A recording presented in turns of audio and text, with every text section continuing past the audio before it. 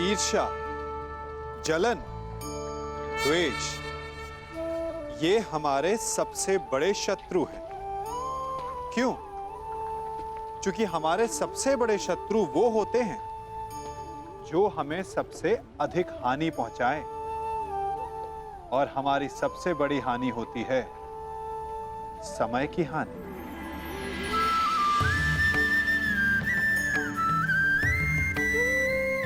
सबके पास जीवित रहने का एक सीमित समय होता है।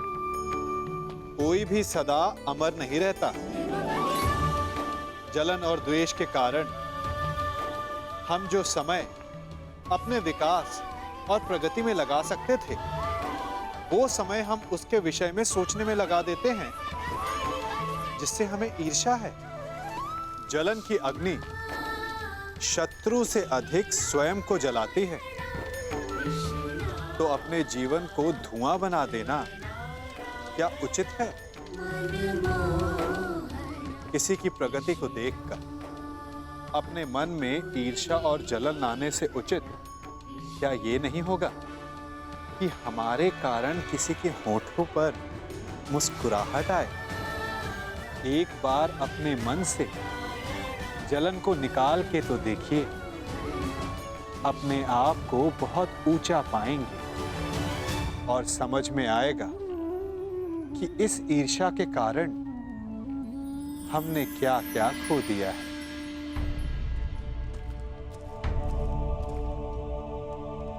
ये अनीति है। कैसी अनीति अंगराज? मल्ल युद्ध जरासंध ने स्वीकारा, और नियम यही था कि युद्ध दोनों में से एक योद्धा की पराजय स्वीकारने तक या मृत्यु तक होता रहेगा। जरासंध ने पराजय स्वीकारी नहीं, अंततः उसे मृत्यु प्राप्त हुई। कर अकारण किसी का वध करना, क्या ये अनीति नहीं? जरासंध ने भीम को क्या हानि पहुंचाई थी? तो उस सर्प ने तुम्हें क्या हानि पहुंचाई थी कर्ण, जिसका तुमने वध कर दिया था? मैंने उस सर्प का वध किया क्योंकि वो मेरे निरपराध सारथी को डसने वाला था। यदि वो सर्प दंड का भागी था, तो जरासंध भी दंड का भागी था कर्ण, जिसने 100 राजाओं की बलि चढ़ानी चाहिए। परंतु मैंने उन 100 राजाओं को मुक्त किया, फिर उसका वध क्यों किया? तुमने जरासंध से संधि की, 100 राजाओं को मुक्त भी करवाया कर, परंतु ये संसार क्या जरासंध के आतंक से मुक्त था? नहीं कर। तुम किसी की प्रवृत्ति नहीं बदल सकते मित्र, और जरासंध की प्रवृत्ति थी आतंक फैलाना, इसीलिए उसका विनाश आवश्यक था। मैं अपने ज्येष्ठ भ्राता महाराज युधिष्ठिर की ओर से यह घोषणा करता हूं कि आज आप जरासंध के आतंक से सदा सदा के लिए मुक्त हुए। महाराज युधिष्ठिर की जय, वासुदेव कृष्ण की जय, महाराज युधिष्ठिर की जय, वासुदेव कृष्ण की जय। हम सब आपके आभारी हैं महावीर अर्जुन। हम सब अपने आप को महाराज युधिष्ठिर के अधीन स्वीकार करते हैं। जो अधीन हो वो दास होता है, और हमें दास नहीं, आपकी मित्रता चाहिए। महाराज युधिष्ठिर की जय, महाराज युधिष्ठिर की जय। इन लोगों ने अपना चयन कर लिया है अंगराज, और मुझे उस पल की प्रतीक्षा है जब तुम उचित चयन करोगे कर्ण।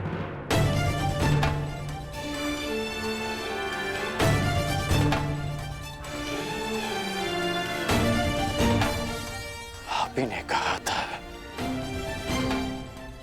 कि जीवन में कुछ उचित अनुचित नहीं होता।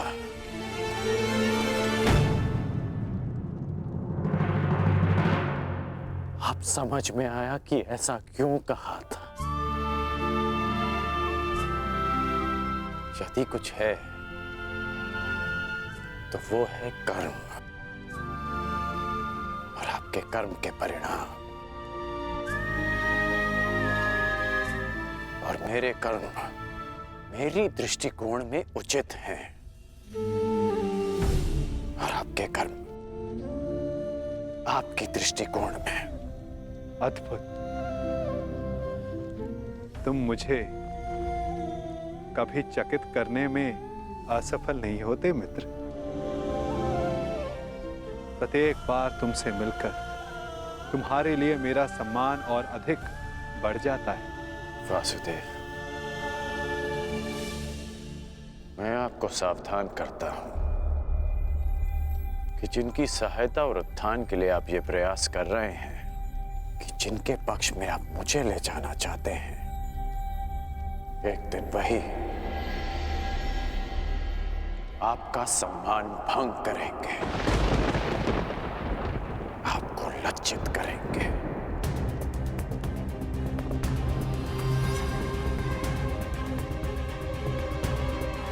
प्रणिपात।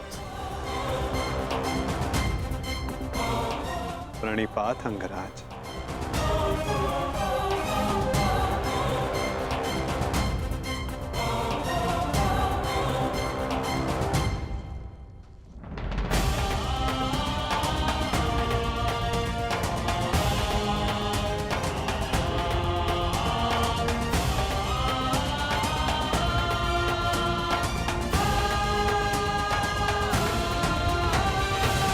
वासुदेव, स्वप्न में आपने मुझसे कहा था कि आप हमें मुक्त कराने आ रहे हैं। वो स्वप्न ही था या सत्य? मनुष्य के स्वप्न ही उसके भविष्य का, उसके अस्तित्व का परिचय होते हैं भद्र विश्वकर्मा। यदि मनुष्य स्वप्न देखेगा नहीं तो उन्हें पूर्ण करने की चेष्टा कैसे करेगा?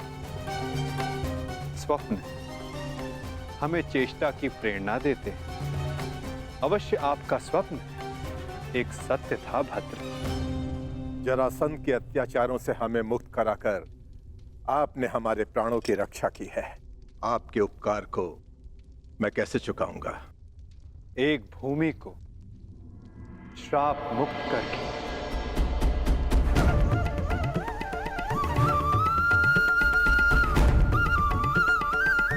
मैं? हाँ, क्योंकि जहां श्राप हो वहां पाप को जड़े बैठाने का अवसर मिलता है और पाप का तारण एक पुण्य आत्मा ही कर सकती है भद्र। यदि आप ये उपकार चुकाना चाहते हैं तो आपको युधिष्ठिर के राज खांडवप्रस्थ के श्राप को हरना होगा, और यदि नहीं तो भी यह आपकी इच्छा पर निर्भर करता है। निर्णय आपका है भद्र।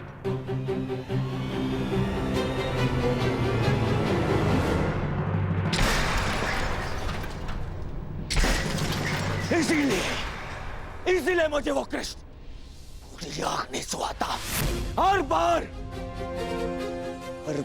कुछ ऐसा करता है कि मेरा स्वप्न चूर चूर हो जाए। हर बार मामा जी।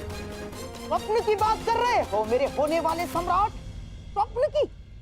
मुझे तो पूरा भविष्य दिखाई दे रहा है। जरासंध का भय समाप्त होते ही अब पांडवों की शक्ति बढ़नी प्रारंभ हो जाएगी और आप अंगराज कर्ण हमेशा कहते हो अवसर नहीं मिलता, अवसर नहीं मिलता, और अब अवसर मिल गया तो क्या कर लिया तुमने? जरासंध जैसा महान बलशाली योद्धा मित्र खोया सो खोया, और वो 100 राजा वो भी पांडवों के पक्ष में चले गए। मेरा कर्तव्य जरासंध को हमारे पक्ष में करना था जो मैंने किया, परंतु वो राजा किसके पक्ष में जाएंगे इस विकल्प के चयन पर उनका अधिकार था, मेरा नहीं। विकल्प? अंगराज, कदाचित आपको ज्ञात नहीं होगा, शासक कभी भी प्रजा के सामने विकल्प नहीं रखता ना। वो केवल प्रजा को अनुभव करवाता है कि उनके पास चुनने का विकल्प है, परंतु वास्तविकता में वो केवल वही चुनवाता है जो वो चाहता है। जैसे जैसे अर्जुन ने किया। उन 100 राजाओं के समक्ष केवल एक ही विकल्प रखा, युधिष्ठिर से मित्रता। और आप उन्हें स्वतंत्रता की भेंट चढ़ाकर चले आए। परंतु अंगराज, इसमें तुम्हारा क्या दोष? ना, तुम्हारा कोई दोष नहीं है इसमें। क्योंकि शासन कला और राजनीति कुल से आती है, कुल से। और तुम जिस कुल में जन्मे हो वो शासक नहीं, शासित है, शासित। और तुम्हारे रक्त में नेतृत्व करना नहीं, अनुसरण करना और आज्ञा का पालन करना है। समझ गए अंगराज?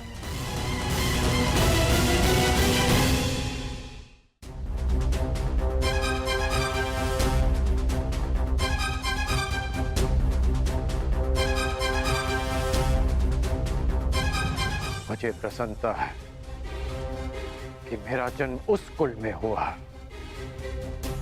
जहां रथ चक्र बनाए जाते हैं, कुछ चक्र नहीं।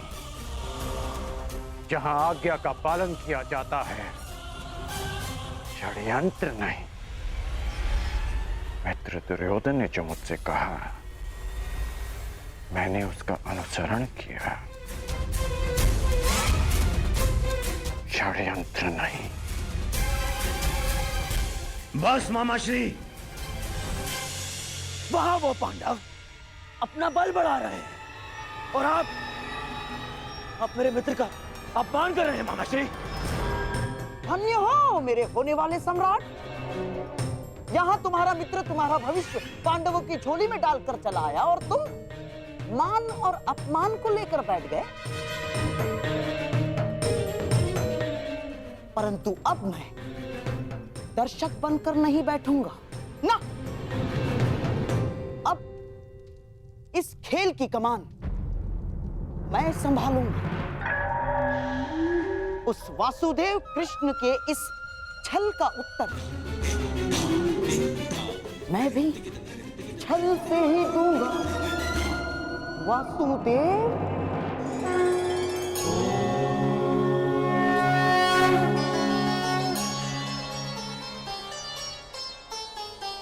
नारायणं नमस्कृत्य नरं चैव नरोत्तमं देवीं सरस्वतीं व्यासं ततो जयं मुदीरये।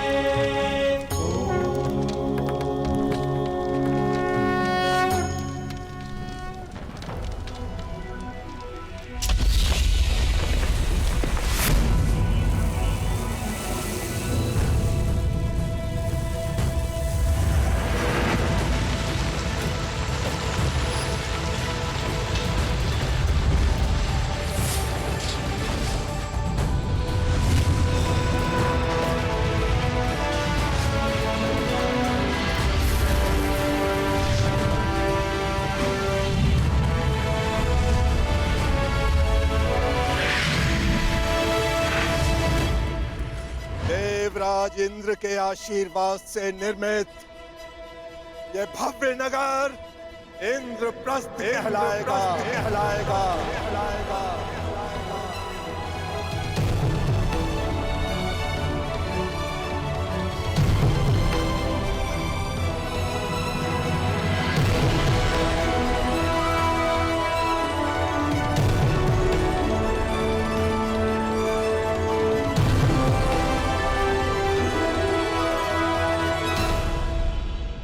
मैं ये इंद्रप्रस्थ धर्मराज युधिष्ठिर को भेंट करता हूं। मैं आपका आभारी हूं भद्र विश्वकर्मा। मैंने तो केवल अपने मुक्त होने का ऋण चुकाया है। धन्यवाद के पात्र तो वासुदेव कृष्ण हैं। मेरा आभार स्वीकार कीजिए वासुदेव। मैं युधिष्ठिर से धन्यवाद नहीं स्वीकार करूंगा।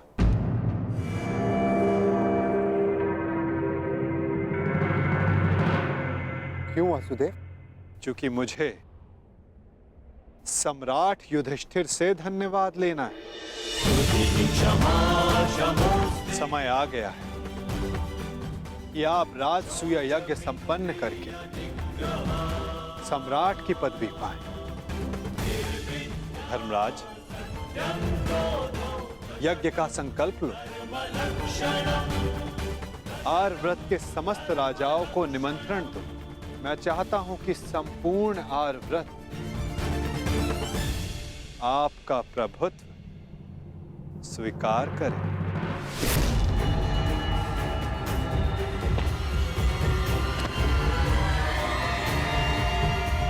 वो महाअभिमानी भी जिन्हें लगता है कि पूरे संसार में उनका कोई तोड़ नहीं।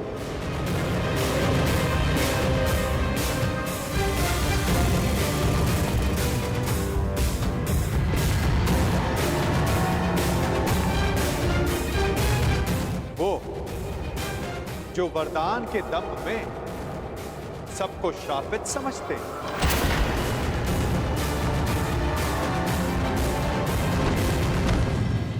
वो जिनका प्रारब्ध इस राजसूय यज्ञ से जुड़ा है।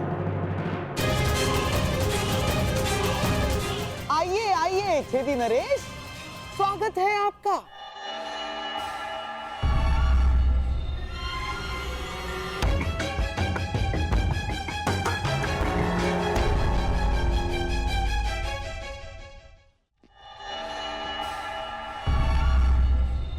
शानदार नरेश, टूटी टांग के लिए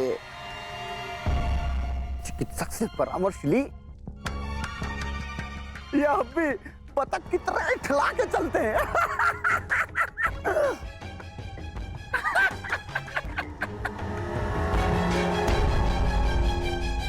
केश जितने श्वेत हो रहे हैं, दंत पंक्ति उतनी ही काली होती जा रही है। छेदी नरेश, कदाचित आप भूल रहे हैं कि आप किसका उपहास कर रहे हैं। क्षमा करना महाबली सर्वशक्तिशाली दुर्योधन, हमें अभी भी स्मरण हुआ। अभी उपहास तो आपका करना चाहिए। क्या सर्वप्रथम पांचाल नरेश ने आपका उपहास किया। पांचाली के स्वयंवर में उपहास हुआ आपका, और जब आप महाबली सर्वशक्तिशाली सम्राट दुर्योधन बनने वाले थे, उस समय युधिष्ठिर ने मुकुट छीन लिया।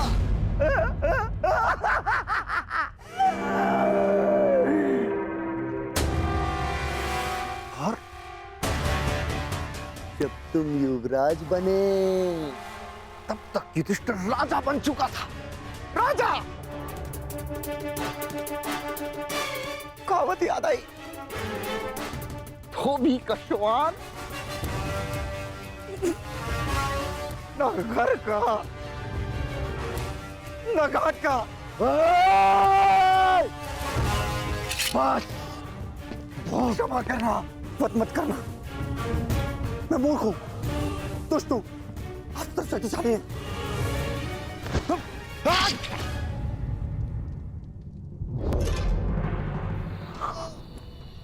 क्षमा करना।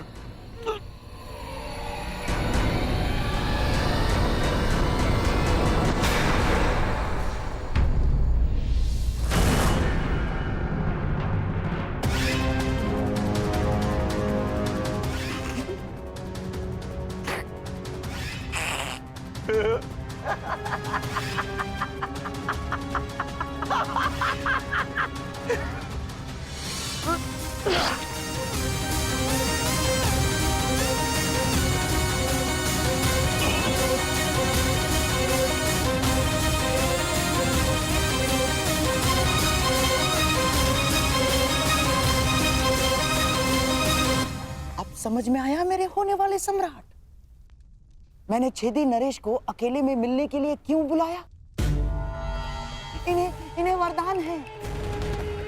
वासुदेव कृष्ण के अतिरिक्त इन्हें और कोई नहीं मार सकता। हाँ, और वासुदेव कृष्ण भी इनका वध तभी कर सकते हैं जब ये उनके समक्ष 100 अपराध पूर्ण ना कर लें।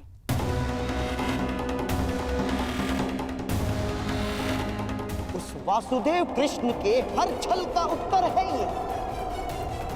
छेदी नरेश शिशुपाल।